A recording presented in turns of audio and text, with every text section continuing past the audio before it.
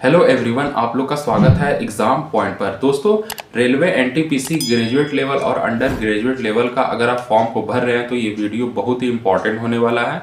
आप ये वीडियो दोस्तों बिल्कुल लास्ट तक देखिएगा, बिल्कुल स्किप ना कीजिएगा क्योंकि मैं आपको बहुत ही इंपॉर्टेंट बात बताऊंगा।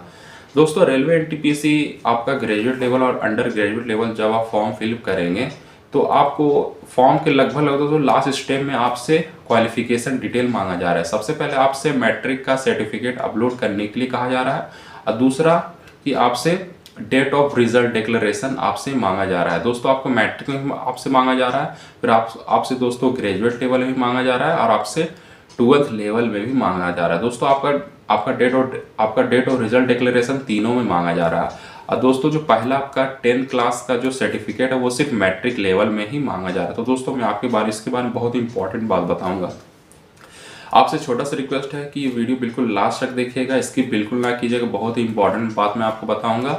अगर ये गलती कर देते तो आपका फॉर्म भी कैंसिल हो जाएगा। अगर आपका फॉर्म कैंसिल नहीं होता तो आपका सिलेक्शन भी रद्द कर दिया जा सकता है। इसलिए वीडियो बिल्कुल लास्ट तक देखें और जल्दी से आप मेरे चैनल को सब्सक्राइब शेयर जरूर कर दें। दोस्तों, जो रेलवे एनटीपीसी ग्रेजुएट लेवल और जो अंडर ग्रेजुएट लेवल है, जो फॉर्म फिलिंग अभी चल रही है, इसमें दोस्तों जब आप फॉर्म को फिलअप करेंगे सबसे पहले आपसे रजिस्ट्रेशन मांगा जाएगा। फिर इसमें कुछ बेसिक डिटेल आपको फिल करनी होती है।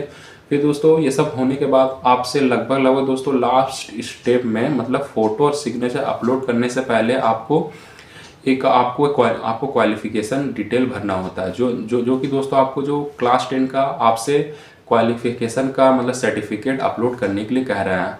दोस्तों, इसमें यहाँ पे साफ लिखा हुआ रहता है कि आपको पीडीएफ फॉर्मेट में अब 500 केबी तक उसका साइज होना चाहिए। तो बहुत से लोग ये तो अपलोड कर दे रहे हैं, लेकिन दोस्तों बहुत से लोग जो अपलोड कर रहे हैं अगर वो 500 केबी दे रहे हैं तो उनका क्वालिटी ख़राब होने के बावजूद भी वो 500 केबी का सर्टिफिकेट अपलोड कर दे रहे हैं, लेकिन ये गलत है। दोस्तों, आपका फॉर्म कैंसिल हो जाएगा जब आप 500 केबी तक इसका फॉर्मेट बना लेते हैं क्लास 10 सर्टिफिकेट का। तो उसमें आपको दोस्तों देखना है कि ये आपका जो डॉक्यूमेंट है ये ब्लर तो नहीं हो रहा है। जो आपका लिखा हुआ जो मेंशन किया हुआ सर्टिफिकेट में जो लिखा हुआ प्रिंटेड है वो ब्लर नहीं होना चाहिए। उसका क्वालिटी अच्छी होनी चाहिए और दोस्तों पढ़ने में भी अच्छी होनी, मतलब दोस्तों रीड करने में कोई भी दिक्कत नहीं होना चाहिए। दोस्तों, आपको खास करके ख्याल रखना है कि उसमें कोई भी ब्लर नहीं होना चाहिए।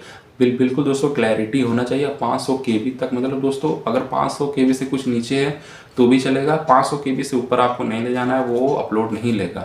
तो दोस्तों आपको खास बात ये ध्यान रखना है कि उसमें आपका डॉक्यूमेंट में ब्लर नहीं होना चाहिए। अगर आपका ब्लर है और 500 केबी तक अगर आप अपलोड कर भी दे रहे हैं तो आपका दोस्तों फॉर्म कैंसिल हो जाएगा।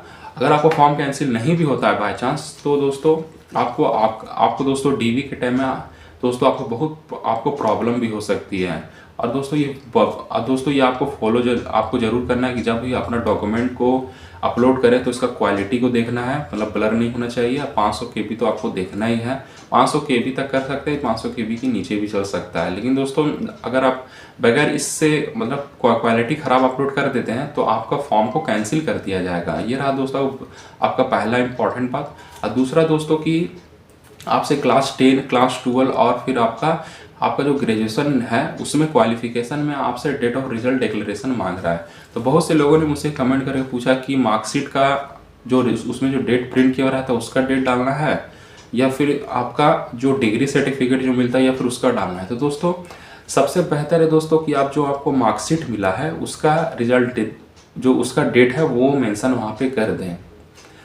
तो दोस्तों उसमें सिर्फ डेट और रिजल्ट डिक्लेरेशन मांगा, इसलिए आप मार्कशीट का डालें तो ज़्यादा बेस्ट है। अपने मन से कोई भी डेट नहीं डालें कि जिस दिन मेरा डेट आया पब्लिश हुआ था नेट में, वो सब आपको माइंड में नहीं लाना है। अगर अपने मन से कोई भी डेट डाल देते हैं तो आपका जो फॉर्म है दोस्तों वो आगे चल के बर्बाद हो जाएगा। मतलब अगर आप CBT 1, CBT 2 और फिर दोस्तों अगर आप क्वालिफाई भी कर जाते हैं, जब आपका डीवी के टाइम आएगा, जब आपका डीवी चेक होगा, अगर इससे कुछ भी कमी पाई जाएगी तो दोस्तों हो सकता है आपका सिलेक्शन को रद्द कर दिया जाएगा। इसलिए आपको दो बात बिल्कुल ध्यान में रखना है कि अपना जो डेट ऑफ रिजल्ट डिक्लेरेशन है ज़्यादा बेहतर है, ज़्यादा बेस्ट है दोस्तों कि अपना मार्कशीट का ही दें, वो ज़्यादा बेस्ट रहेगा।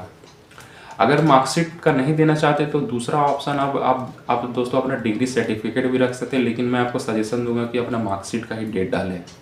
तो दोस्तों ये रहा आपका बहुत ही महत्वपूर्ण अपडेट। और इसी तरह आप मेरे चैनल से रोज़ गवर्नमेंट जॉब के बारे में लेटेस्ट अपडेट लेना चाहते हैं तो जल्दी से आप मेरे चैनल को सब्सक्राइब शेयर जरूर कर दें।